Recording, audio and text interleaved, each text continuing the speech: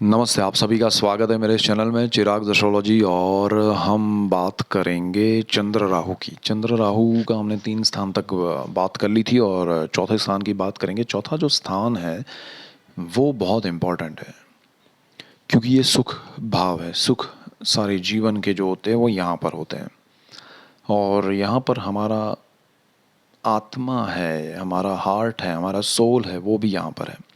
अब सुख तभी होता है जब यहाँ दिल में अनुभूति होती है सुख की, तब जाके आपको लगता है कि मैं सुखी हूँ, मुझे अच्छा लगा।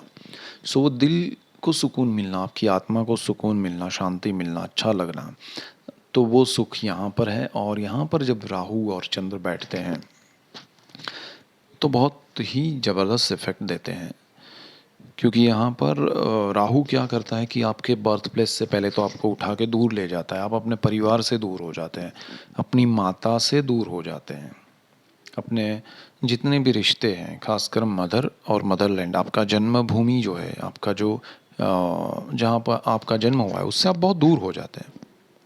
और वो दूर होने की वजह से लाइफ के स्ट्रगल बढ़ जाते हैं। एक होता है कि आप घर में ही रहते हैं, आप पढ़ाई करते हैं, आप जॉब करते हैं या बिज़नेस करते हैं, जो भी करते हैं, लेकिन आपके फैमिली के सपोर्ट के साथ आप आगे बढ़ रहे हैं और आपको दूसरा टेंशन नहीं है और सुख शांति है। लेकिन यहाँ पर आपका दूर हो जाना आपके लिए अशांति क्रिएट करता है। और अशांति इसलिए है क्योंकि राहु अकेला है तो ठीक है, लेकिन चंद्र भी है। चंद्र 4th हाउस का कारक है और कारक को भावनाशा यहाँ पर इफेक्ट करता है, और चंद्र यहाँ पर नेगेटिव इफेक्ट देता है और माता से आप दूर हो जाते हैं। माता और चंद्र राहु वाले मैंने ऐसे भी देखे हैं 4th हाउस में, जिनको माता का स्नेह नहीं मिला है, और बहुत रीज़न कुछ भी होते हैं, बट एक दूरी हो जाती है। तो आप अपने बर्थ प्लेस से भी दूर हो जाते हैं। कभी कभी आपका जन्म, सपोज़ आप इंडिया में आपका जन्म हुआ है, उसके बाद पेरेंट्स कहीं दूसरे कंट्री में जाते हैं, तो आप उनके साथ वहाँ चले जाते हैं। तो ये भी एक अच्छा रीज़न हो जाता है कि भाई इनका चंद्र राहु है, मातृभूमि से दूर जाना है। लेकिन वहाँ जाके फिर आप अपने पेरेंट्स से अलग हो जाते हैं। तो यहाँ अच्छा भी होता है, नहीं भी होता है, क्योंकि आप वहाँ जाके फिर अलग होते हैं सर्टेन समय पे। तो ये एक इफ़ेक्ट है जो आपको अपने घर से दूर ले जाता है। विदेश योग बहुत स्ट्रांग हो जाता है आपका दूसरे स्टेट में, दूसरे शहर में आप रहने चले जाते हैं। आपका भाग्य जो है वो दूसरे शहर में हो जाता है। आप कितनी भी प्रॉपर्टी परचेज करते हैं, आप कितना भी पैसा कमाते हैं, वो प्रॉपर्टी में आप रह नहीं पाते हैं। आप रेंट पे रहते हैं, आपका घर आप रेंट पे देते हैं। This is the 4th house Chandra Rahu. और Chandra Rahu even birth chart में है या ट्रांजिट में वहाँ इकट्ठे आते हैं, तब भी ये प्रॉब्लम होता है कि आपका चंद्र वहाँ पर है, राहु आया वहाँ पर रहा, उस टाइम पे भी आपको वो घर छोड़ना पड़ता है, वहाँ से दूर जाना पड़ता है। तो चंद्र राहु कॉम्बिनेशन बहुत ही ज़बरदस्त है। 4th हाउस में आपको सारे सुख छोड़ने पड़ते हैं। आपकी ज़मीन, प्रॉपर्टी, यहाँ पर देखिए क्या है। सो प्रॉपर्टी है, लैंड है, व्हीकल्स है, मदर है, आपका सोल, आपका आत्मा है, जीवन के सारे सुख यहाँ पर है। उसको जब आप छोड़ते हैं तो आत्मा दुखी होता है।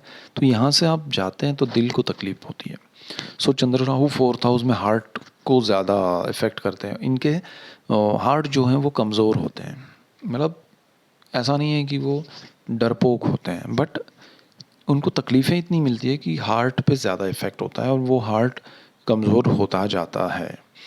सो ये भी एक चीज़ है। और कुछ लोग अगर चार्ट ही ऐसा हो, बर्थ चार्ट में दूसरे प्लैनेट्स ऐसे हैं और चंद्र राहु यहाँ पर है, जो दूसरे ग्रह अच्छे नहीं हैं चार्ट में,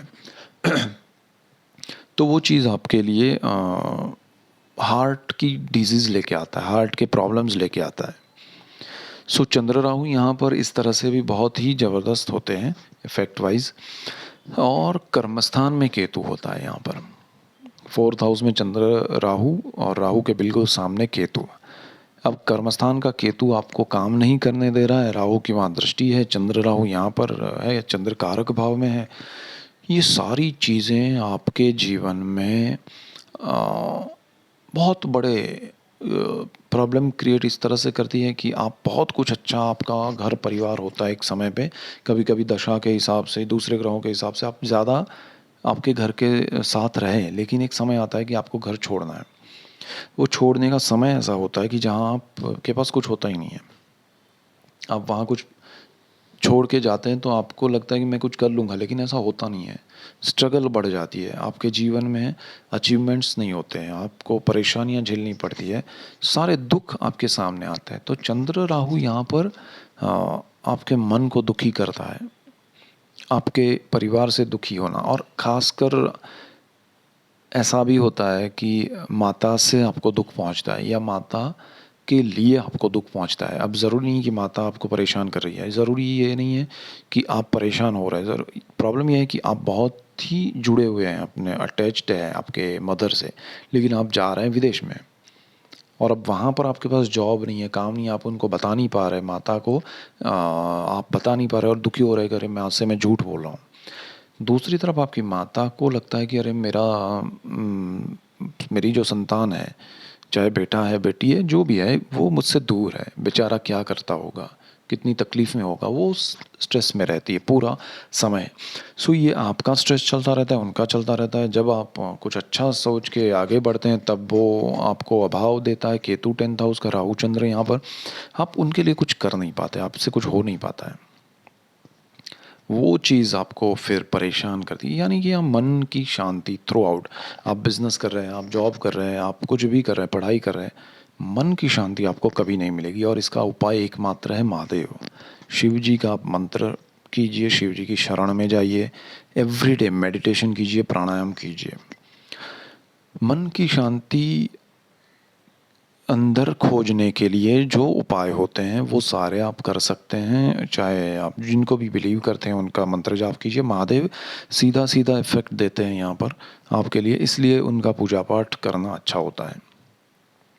प्रॉपर्टी, लैंड, व्हीकल्स आपके पास हो, आपके पिताजी ने या आपको जिसने भी दिए हैं, आप उसको यूज़ नहीं कर पाएंगे, आपके पास से वो चले ही जाएंगे।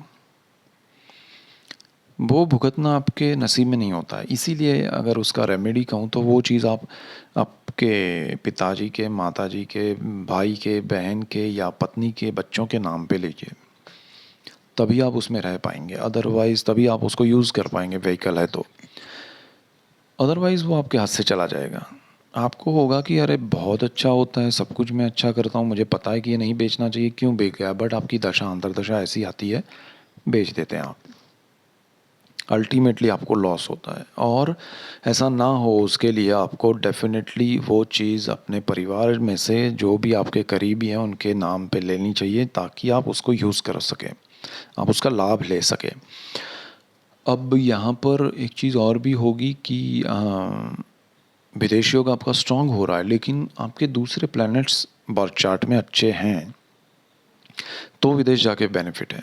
अदरवाइज़ आप विदेश भी हैं, आपको वहाँ कोई बेनिफिट नहीं है। कर्मस्थान का केतु भी है, चंद्र राहु यहाँ पर बैठे हैं, बेवजह परेशान करते हैं, नेगेटिविटी देते हैं, और आपके जीवन में एक प्रकार से दुख की अनुभूति आप करते रहते हैं, और वो चीज़ आपके माइंड पे इफ़ेक्ट करती है। अब यहाँ पर 4th हाउस में चंद्र राहु है, साथ में गुरु है, तो चांडाल योग भी हो जाता है, गजकेसरी भी होता है, लेकिन इफ़ेक्ट चांडाल, देखिए नेगेटिविटी ज़्यादा फैलती है, जल्दी से फैलती है, तो वो चीज़ सबको इफ़ेक्ट करती है। तो आपको चंद्र गुरु का, गजकेसरी योग का इफ़ेक्ट जितना मिलेगा उससे ज़्यादा राहु चंद्र का, गुरु चंद्र का इफ़ेक्ट ज़्यादा मिलेगा। सो वो नेगेटिविटी आपको परेशान करेगी। इसीलिए मैं कहता हूँ कि आप जो भी मंत्र है उसकी एक औराब बनती है, उससे आपको बेनिफिट होगा। आप मंत्र जाप कीजिए, आप पूजा पाठ कीजिए, आप मेडिटेशन कीजिए, प्राणायाम कीजिए, और ये सोच के साथ कि मुझे कुछ मिलने वाला नहीं है, मैं जहाँ भाग रहा हूँ उससे कम से कम मन की शांति तो मैं पाऊँ, अपने हाथ में है, तो वो पाने की कोशिश करेंगे तो ज़्यादा बेटर है। आपके ससुराल में भी आपको वहाँ से भी वैसे ही रिएक्शन मिलेंगे। आपको उनसे भी एक तरह की शिकायत रहेगी, आप उनसे भी डिटैच रहेंगे। आपको एक ऐसी अनुभूति होती रहेगी कि अरे मैंने कहाँ रिश्ता जोड़ लिया।